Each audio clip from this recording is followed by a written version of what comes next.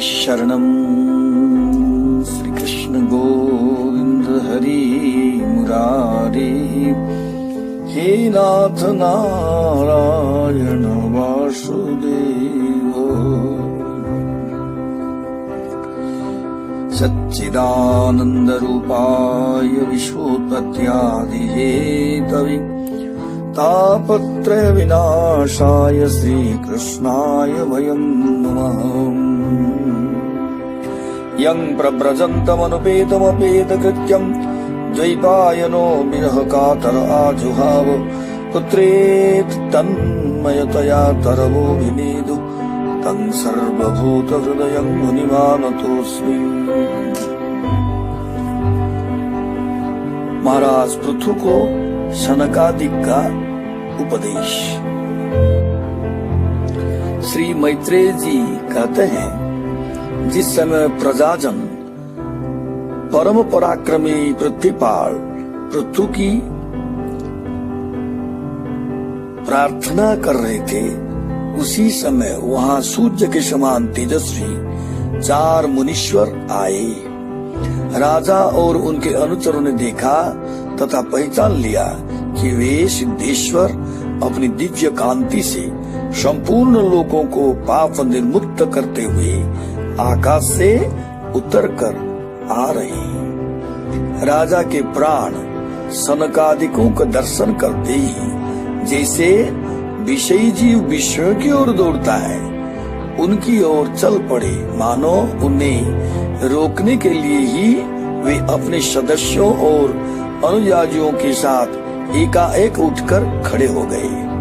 जब वे मुनिगण अर्घ्य स्वीकार कर आसन पर विराज गए, तब शिष्टाग्रणी पृथु ने उनके गौरव से प्रभावित हो विनयवश गर्दन झुका के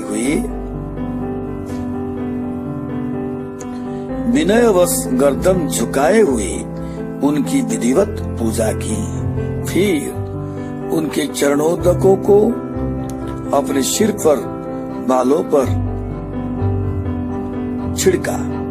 इस प्रकार शिष्ट जनोचित आचार का आदर तथा पालन करके उन्होंने यही दिखाया कि सभी सत्पुरुषों को ऐसा व्यवहार करना चाहिए। सनकादि मुनीश्वर भगवान शंकर के भी अग्रज हैं। सोने के सिंहासन पर वे ऐसे सुशोभित हुए जैसे अपने अपने स्थानों पर अग्नि देवता। महाराज पृथु ने बड़ी श्रद्धा और संयम के साथ प्रेम पूर्वक उनसे कहा। पृथु जी ने कहा, मंगल मूर्ति मुनीश्वरों, आपके दर्शन तो योगियों को भी दुर्लभ है। मुझसे ऐसा क्या पुण्य बना जिससे स्वतः आपका दर्शन प्राप्त हुआ। जिस पर ब्राह्मण अथवा अनुचरों के सहित श्री शंकर या विष्णु भगवान प्रसन्न हो, उसके लिए यलोक और परलोक में कौन सी वस्तु दुर्लभ है। इस दृश्य प्रपंच के कारण महत्त्वादि यद्यपि सर्वगत हैं, तो ही वे सर्वसाक्षी आत्मा को नहीं देख सकते। आप समस्त लोक में विचरते हैं, तो भी अनधिकारी लोग आपको देख नहीं पाते हैं। जिनके घरों में आप जैसे पूज्य पुरुष उनके जड़ तृण पृथ्वी गृहस्वामी अथवा सेवक आदि किसी अन्य पदार्थों को स्वीकार कर लेते हैं, वे गृहस्थ धनहीन होने पर भी धन्य हैं। जिस घरों में कभी भगवत भक्तों के परम पवित्र चरणोदक के छींटे नहीं पड़े, वे सब प्रकार की रिद्धि सिद्धियों से भरे होने पर भी ऐसे वृक्षों के समान है कि जिन पर सांप रहते हैं। मुनीश्वरों, आपका स्वागत है। आप लोग तो बाल्यावस्था से ही मुमुक्षुओं के मार्ग का अनुसरण करते हुए एकाग्र चित्त से ब्रह्मचर्यादि महान व्रतों का बड़ी श्रद्धा पूर्वक आचरण कर रहे हैं। स्वामियों, हम लोग अपने कर्मों के वशीभूत होकर विपत्तियों के क्षेत्र रूप इस संसार में पड़े हुए केवल इंद्रिय संबंधी भोगों को ही परम पुरुषार्थ मान रहे हैं। सो क्या हमारे निस्तार का भी कोई उपाय है? आप लोगों से कुशल प्रश्न करना उचित नहीं है, क्योंकि आप निरंतर आत्मा में ही रमण करते हैं। आप में यह कुशल है और यह अकुशल है, इस प्रकार की वृत्तियां कभी होती ही नहीं है। आप संसारानल से संतप्त जीवों के परम स्वरूप हैं। इसीलिए आप में विश्वास करके मैं यह पूछना चाहता हूँ कि इस संसार में मनुष्य का किस प्रकार सुगमता से कल्याण हो। यह निश्चय है कि जो आत्मवान धीर पुरुषों में आत्मा रूप से प्रकाशित होते हैं और उपासकों के हृदय में अपने स्वरूप को प्रकट करने वाले हैं, वे अजन्मा भगवान नारायण ही अपने भक्तों पर कृपा करने के लिए आप जैसे सिद्ध पुरुषों के रूप में इस पृथ्वी पर विचरण करते हैं। सनत कुमार उवाच साधु पृष्ठं महाराज सर्वभूत हितात्मना भवता विदुषा चापि साधूनां मतिरिदृशीं संगमः खलु साधूना मुभयेषां च सम्मतः जत् सम्भाषण सम्प्रश्नः सर्वेषां वितनोति शम् अस्त्वेव राजन् भवतो मधुद्भिषः पादारविन्दस्य गुणानुवादने रतिर्दुरापा विधुनोति नैष्ठिकी कामं कषायं मलमन्तरात्मनः शास्त्रे स्वीयानेव सुनिश्चितो नृणां क्षेमस्य सद्य विमृशेषु हेतु असंग आत्म व्यतिरिक्त आत्मनि दृढ़ा रतिर्ब्रह्मणि निर्गुणे च याम्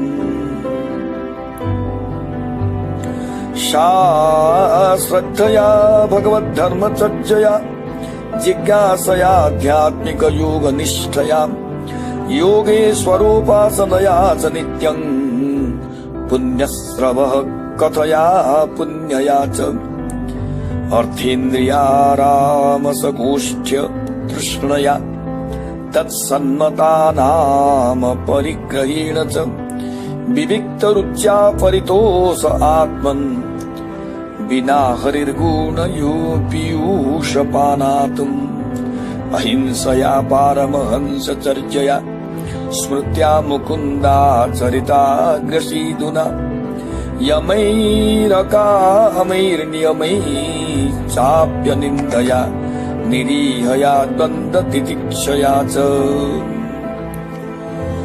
श्री मैत्रेय जी कहते हैं, राजा पृथु के ये युक्ति युक्त गंभीर परिमित और मधुर वचन सुनकर श्री सनत कुमार जी बड़े प्रसन्न हुए और कुछ मुस्कुराते हुए कहने लगे। श्री सनत कुमार जी ने कहा, महाराज आपने सब कुछ जानते हुए भी समस्त प्राणियों के कल्याण की दृष्टि से बड़ी अच्छी बात पूछी है। सच है, साधु पुरुषों की बुद्धि ऐसी ही हुआ करती है। सत पुरुषों का समागम श्रोता और वक्ता दोनों को ही अभिमत होता है, क्योंकि उनके प्रश्नोत्तर सभी का कल्याण करते हैं। राजन, श्री मधुसूदन भगवान के चरण कमलों के गुणानुवाद में अवश्य ही आपकी अविचल प्रीति है। हर किसी को इसका प्राप्त होना बहुत कठिन है, और प्राप्त हो जाने पर यह हृदय के भीतर रहने वाले उस वासना रूप मल को सर्वथा नष्ट कर देती है, जो और किसी उपायों से जल्दी नहीं छूटता। शास्त्र जीवों के कल्याण के लिए भली भांति विचार करने वाले हैं। उनमें आत्मा से भिन्न, देहादि के प्रति वैराग्य तथा अपने आत्म स्वरूप निर्गुण ब्रह्म में सुदृढ़ अनुराग होना, यही कल्याण का साधन निश्चित किया गया है। शास्त्रों का यह भी कहना है कि गुरु और शास्त्र के वचनों में विश्वास रखने से, भागवत धर्मों का आचरण करने से तत्व जिज्ञासा से, ज्ञान योग की निष्ठा से, योगेश्वर श्री हरि की उपासना से, नित्य प्रति पुण्य कीर्ति श्री भगवान की पावन कथाओं को सुनने से, जो लोग धन और इंद्रियों के भोगों में ही रत हैं, उनकी गोष्ठी में प्रेम नहीं रखने से, उन्हें प्रिय लगने वाले पदार्थों का आसक्ति पूर्वक संग्रह न करने से, भगवत गुणामृत का पान करने के सिवाय अन्य समय आत्मा में ही संतुष्ट रहते हुए एकांत सेवन में प्रेम रखने से, किसी भी जीव को कष्ट न देने से, निवृत्ति निष्ठा से, आत्महित का अनुसंधान करते रहने से, श्री हरि के पवित्र चरित्र रूप श्रेष्ठ अमृत का आस्वादन करने से, निष्काम भाव से, यम नियमों का पालन करने से, कभी किसी की निंदा न करने से, योग क्षेम के लिए प्रयत्न न करने से, शीतोष्णादि द्वंद्व को सहन करने से, भक्तजनों के कानों को सुख देने वाले श्री हरि के गुणों का बार बार वर्णन करने से, और बढ़ते हुए भक्ति भाव से मनुष्य का कार्य कारण रूप संपूर्ण जड़ प्रपंच से वैराग्य हो जाता है और आत्म स्वरूप निर्गुण पर ब्रह्म में अनायास ही उसकी प्रीति हो जाती है।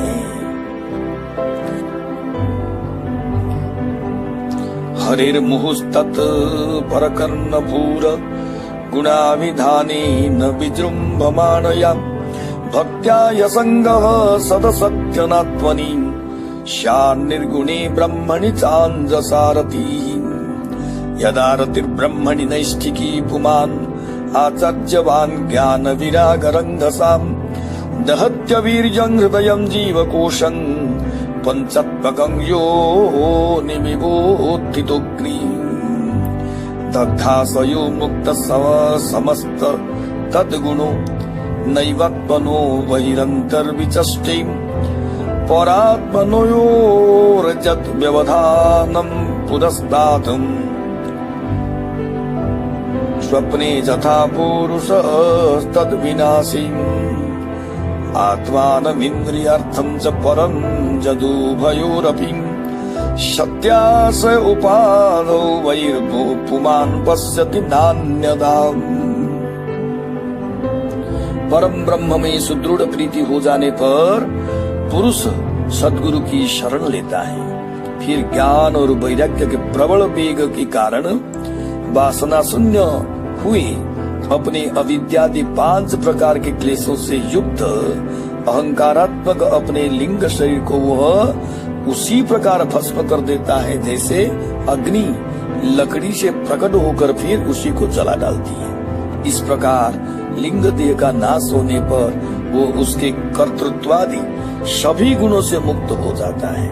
फिर तो जैसे स्वप्नावस्था में तरह तरह के पदार्थ देखने पर भी उससे जग पड़ने पर उनमें से कोई चीज दिखाई नहीं देती, उसी प्रकार वह पुरुष शरीर के बाहर दिखाई देने वाले घटपट आदि और भीतर अनुभव होने वाले सुख दुख आदि को भी नहीं देखता। इस स्थिति के प्राप्त होने से पहले ये पदार्थ ही जीवात्मा और परमात्मा के बीच में रहकर उनका भेद कर रहे थे। जब तक अंतःकरण रूप उपाधि रहती है तभी तक पुरुष को जीवात्मा इंद्रियों के विषय और इन दोनों का संबंध कराने वाली अहंकार का अनुभव होता है, इसके बाद नहीं।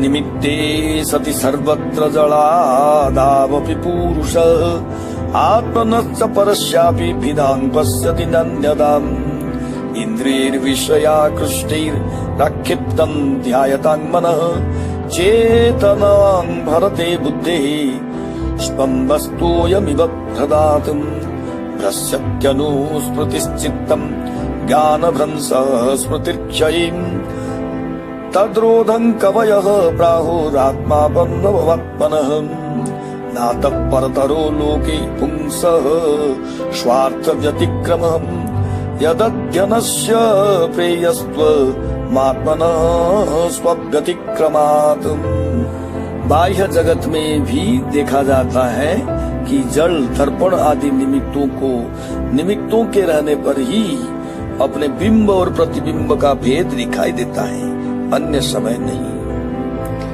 जो लोग विषय चिंतन में लगे रहते हैं, उनकी इंद्रियां विषयों में फंस जाती हैं तथा मन को भी उन्हीं की ओर खींच ले जाती है। फिर तो जैसे जलाशय के तीर पर उगे हुए कुशादी अपनी जड़ों से उसका जल खींचते रहते हैं, उसी प्रकार वो इंद्रियासक्त मन बुद्धि की विचार शक्ति को क्रमशः हर लेता है। विचार शक्ति के नष्ट होने पर पूर्वापर की स्मृति जाती रहती है और स्मृति का नाश हो जाने पर ज्ञान नहीं रहता। इस ज्ञान के नाश को ही पंडित जन अपने आप अपना नाश करना कहते हैं। जिसके उद्देश्य से अन्य सब पदार्थों में प्रियता का बोध होता है, उस आत्मा का अपने द्वारा ही नाश होने से जो स्वार्थ हानि होती है, उससे बढ़कर लोक में जीव की और कोई हानि नहीं है। अर्थेन्द्रियार्था विज्ञानम सर्वार्थापन्नवो नृणाम भ्रंसितो ज्ञान विज्ञानादीना विशति मुक्षताम न कुर्यात् कर्हिचित् संगम तमस्ति भ्रंतितीरिषु धर्मार्थ काम मोक्षाणां यदत्यंत विघातकम् तत्रापि मोक्ष एवार्थ आत्यन्तिकतयस्यते त्रैवर्ग्योऽर्थो यतो नित्यं कृतान्त भय संयुत परेवरे च ये भावा गुण व्यतिकरादनुं न तेषां विद्यते क्षेम मीश विद्वंसिताशिषाम्। धन और इंद्रियों के विषयों का चिंतन करना मनुष्यों के सभी पुरुषार्थों का नाश करने वाला है, क्योंकि इनकी चिंता से वो ज्ञान और विज्ञान से भ्रष्ट होकर वृक्षादि स्थावर योनियों में जन्म पाता है। इसीलिए जिसे अज्ञान अंधकार से पार होने की इच्छा हो, उस पुरुष को विषयों में आसक्ति कभी नहीं करनी चाहिए, क्योंकि यह धर्म, अर्थ, काम और मोक्ष की प्राप्ति में बड़ी बाधक है। इन चार पुरुषार्थों में भी सबसे श्रेष्ठ मोक्ष ही माना जाता है, क्योंकि अन्य तीन पुरुषार्थों में सर्वदा काल का भय रहता है। प्रकृति में गुणक्षोभ होने के बाद जितने भी उत्तम और अधम भाव पदार्थ प्रकट हुए हैं, उनमें कुशल से रह सके ऐसा कोई भी नहीं है। काल भगवान उन सभी के कुशलों को कुचलते रहते हैं। तत्वं नरेन्द्र जगतामथ तस्थुषां च देहेन्द्रियासु धीषन्नात्म विरावृतानां च क्षेत्रवित्तपतया हृदि विश्वगामी प्रत्यक्षकास्ति भगवान् स्तमवेशोऽस्मिन् यस्मिन्निदं सदसदात्मतया विभाति माया विवेक विधुति सजीवा हि बुद्धि तं नित्य मुक्त परिशुद्ध विबुद्ध तत्वं प्रत्यूढ़ कर्म कलिल प्रकृतिं प्रपत्ति जतपाद पंकज पलास विलास भक्त्या कर्माशयं ग्रथित मुद्ग्रथयन्ति सन्तः तद्वन्नरिक्तमतयो यतयोऽपि रुद्ध स्तोत्रो गणास् श्रोतो गणास्तमरणं भज वासुदेवम् कृच्छ्रो महान्य भवन्नव मप्लवीशां षड्वर्गन क्रमशुकेन तितीर्षन्ति तत्त्वं हरेर्भगवतो भजनीयमङ्घ्रिं कृत्वोडुपम् व्यसनमुत्तर दुस्तरार्णम्। अतः राजन, जो श्री भगवान देह, इंद्रिय, प्राण, बुद्धि और अहंकार से आवृत सभी स्थावर जंगम प्राणियों के हृदय में जीव के नियामक अंतर्यामी आत्मा रूप से सर्वत्र साक्षात प्रकाशित हो रहे हैं, उन्हें तुम वह मैं हूँ ऐसा जानो। जिस प्रकार माला का ज्ञान हो जाने पर उसमें सर्प बुद्धि नहीं रहता, उसी प्रकार विवेक होने पर जिसका कहीं पता नहीं लगता, ऐसा यह मायामय प्रपंच जिसमें कार्य कारण रूप से प्रतीत हो रहा है और जो स्वयं कर्म मल कलुषित प्रकृति से परे है, उस नित्य मुक्त निर्मल और ज्ञान स्वरूप परमात्मा को मैं प्राप्त हो रहा हूँ। संत महात्मा जिनके चरण कमलों के अंगुली दल की छिटकती हुई छटा का स्मरण करके अहंकार रूप हृदय ग्रंथि को जो कर्मों से गठित है, इस प्रकार छिन्न भिन्न कर डालते हैं कि समस्त इंद्रियों का प्रत्याहार करके अपने अंतःकरण को निर्विषय करने वाले सन्यासी भी वैसा नहीं कर पाते। तुम उन सर्वाश्रय भगवान वासुदेव का भजन करो, जो लोग मन और इंद्रिय रूप मगरों से भरे हुए इस संसार सागर को योगादि दुष्कर साधनों से पार करना चाहते हैं। उनका उस पार पहुंचाना कठिन ही है, क्योंकि उन्हें कर्णधार रूप श्री हरि का आश्रय नहीं। अतः तुम तो भगवान के आराधनीय चरण कमलों को नौका बनाकर अनायास ही इस दुस्तर समुद्र को पार कर लो। जय जय राधा रमण हरि बोल, जय जय राधा रमण हरि बोल। श्री कृष्ण गोविंद हरि मुरारी, हे नाथ नारायण वासुदेव। जय श्री कृष्ण।